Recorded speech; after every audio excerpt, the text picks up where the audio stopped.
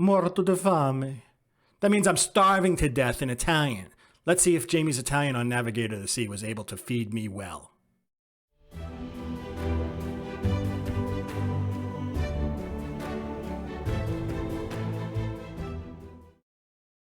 Hi everyone, Rob from Cruise Seekers, and yeah, I'm Italian. I'm 100% Italian.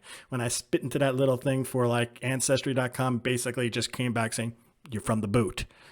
That's it, nowhere else. So I know my Italian food. My mom, my grandmama on my dad's side, my great grandparents. I know Italian food. So it was really, really interesting to try an Italian restaurant from a bloke in England with his Tuscan-inspired menu. So we'll see where this goes, right? We're going to check out the appetizers. We're going to check out the mains. We're going to check out the pastas. We're going to check out the desserts. This is on Navigator of the Seas, folks. I hope you're going to enjoy this review. But before I start this review, I would love to invite all of you to please join our new community here on YouTube, Cruise Seekers. We are going to do these type of reviews of the different specialty restaurants on a lot of different ships, not just Royal Caribbean, reviews of those ships. We're also going to give you some really good tips on saving some money, adding some value to your cruises. So hit that subscribe button if you like this type of content. Hit that notification bell on so that you know exactly when I put out this content, and give me a like on that YouTube like button. It really helps us. Thanks in advance. Appetizers. That's where, you start off with a perfect Italian meal, and Jamie's Italian was a pretty darn good appetizer place. There was a couple misses, but in general, it was pretty darn good.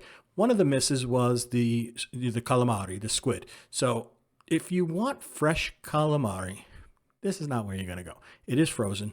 They did fess up to that. I said, is the calamari frozen? And they said, yes, it is. I said, okay. I knew what I was getting into. My wife ordered it anyway. She did want to have it. So we had some calamari. It was cooked well. But again, it was frozen. So leave it at that. We'll leave it right there. The other piece was what was kind of like I wouldn't say a miss, but the meat plank. I love Italian charcuterie. I love Italian cheeses.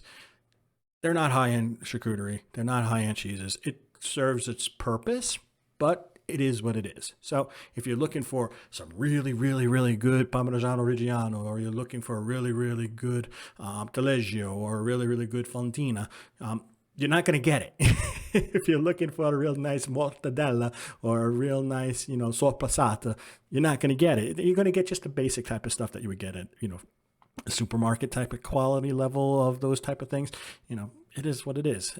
But so if you're looking for that high-end quality of, charcuterie board, cheese board, it's not there.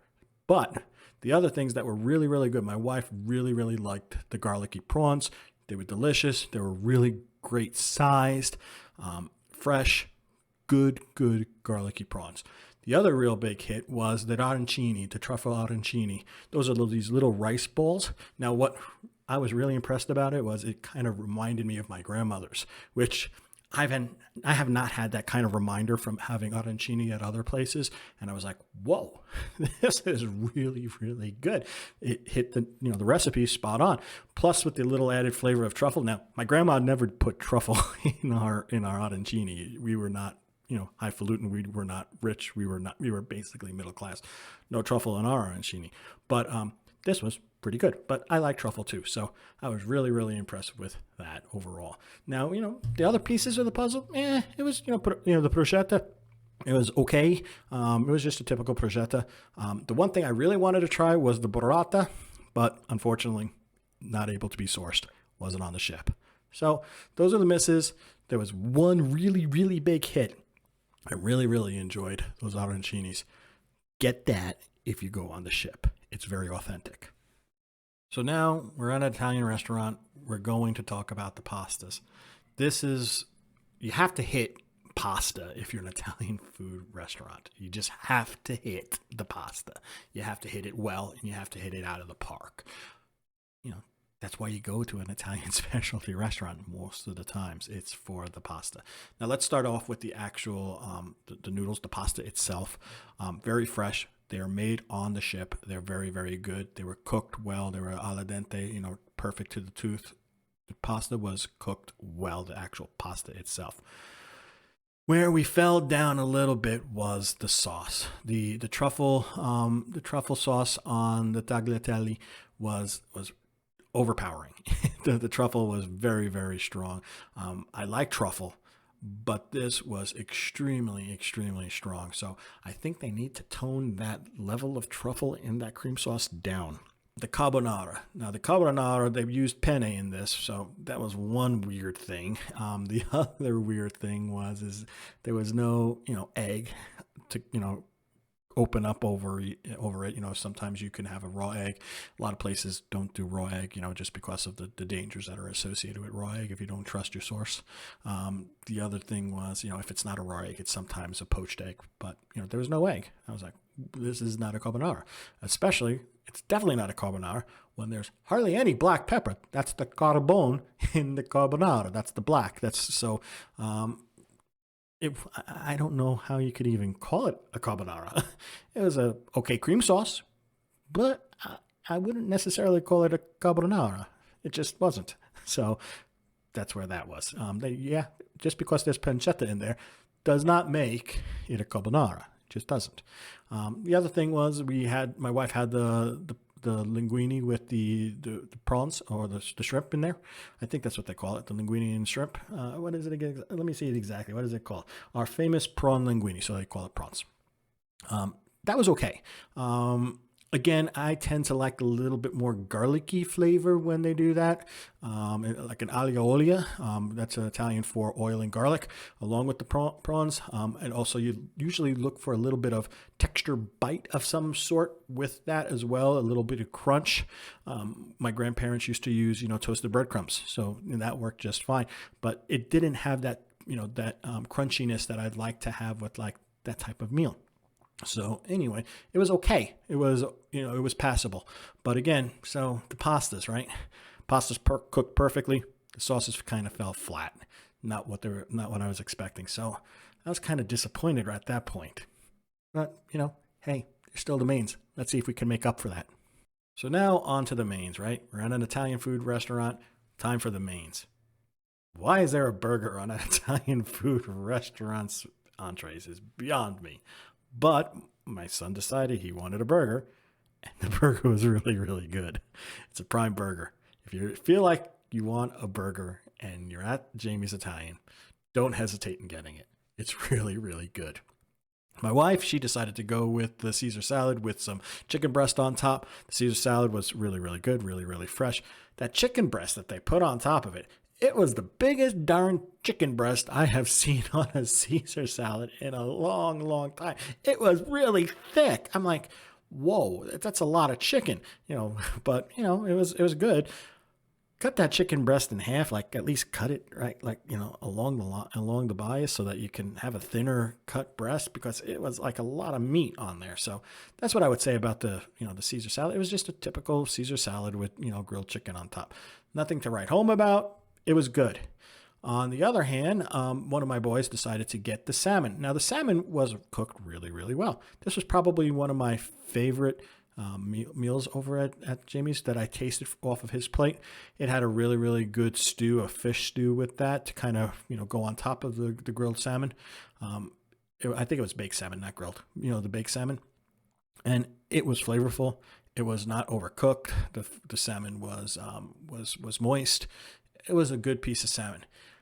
I didn't really feel the Italian vibe there, right? I just didn't. I didn't know where this makes it an Italian meal, Just because there's tomato in the shellfish stew, does that make it Italian? Maybe. I don't know. Just because there's a lot of garlic on it? Maybe. I don't know. I just didn't get an Italian vibe from the meal. So it was there, right? Me, on the other hand, I went with basic traditional Italian. I went with the lasagna, right? I'm Italian. I just had some pasta. I'm going to eat some lasagna. Pasta on top of pasta on top of pasta. That's just me. So that's why I got this big. But anyway, I digress. So the lasagna. Okay, it was good. It was passable. It was, nothing to write home about. It wasn't like, oh my gosh, this is just like, my grandparents, or this is really, really good.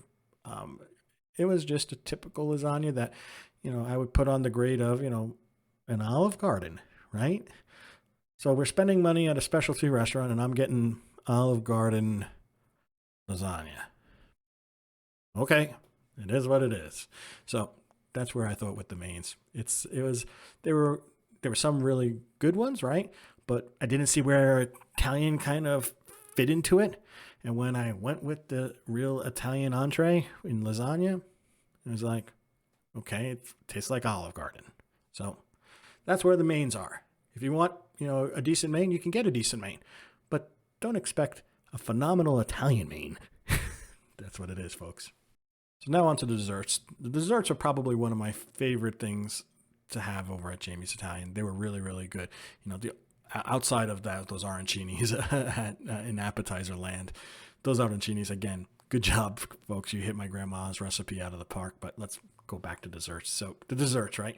I had the lemon meringue cheesecake, the Amalfi lemon meringue cheesecake, they called it. And it was really, really good. I love lemon meringue pie. I love cheesecake. The meringue was like this high. It was really, really good. I enjoyed the heck out of the dessert. Matter of fact, I think it was probably my favorite dessert on Navigator of the Sea. My wife, on the other hand, she had the tiramisu, and she was like, whoa, that's kind of got a weird flavor. It was not a traditional tiramisu. So if you're looking for a traditional tiramisu, this is not it. Maybe go another direction. But if you're okay with like venturing out to kind of see other people's takes on tiramisus, fine, go with it.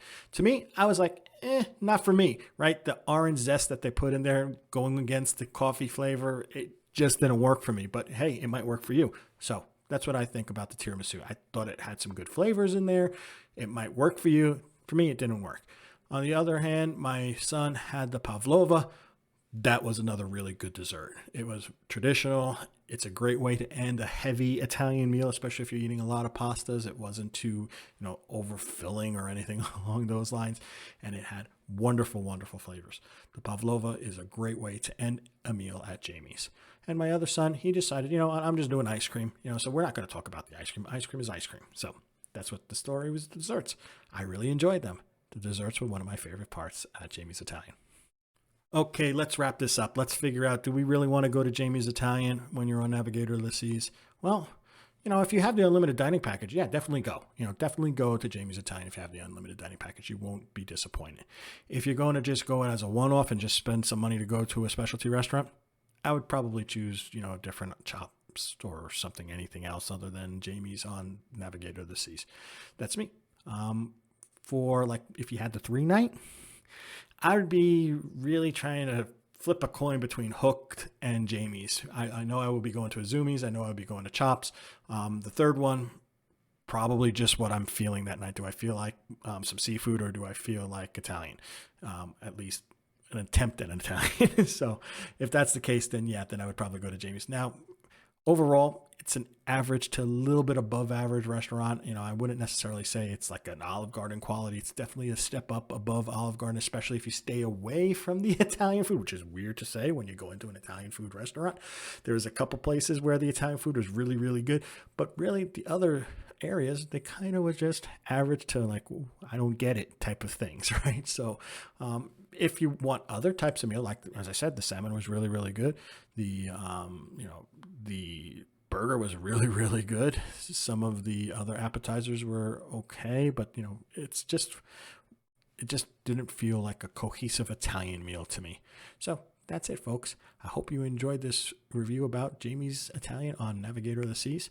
And until we talk again, remember to always seek the seas. Bye now.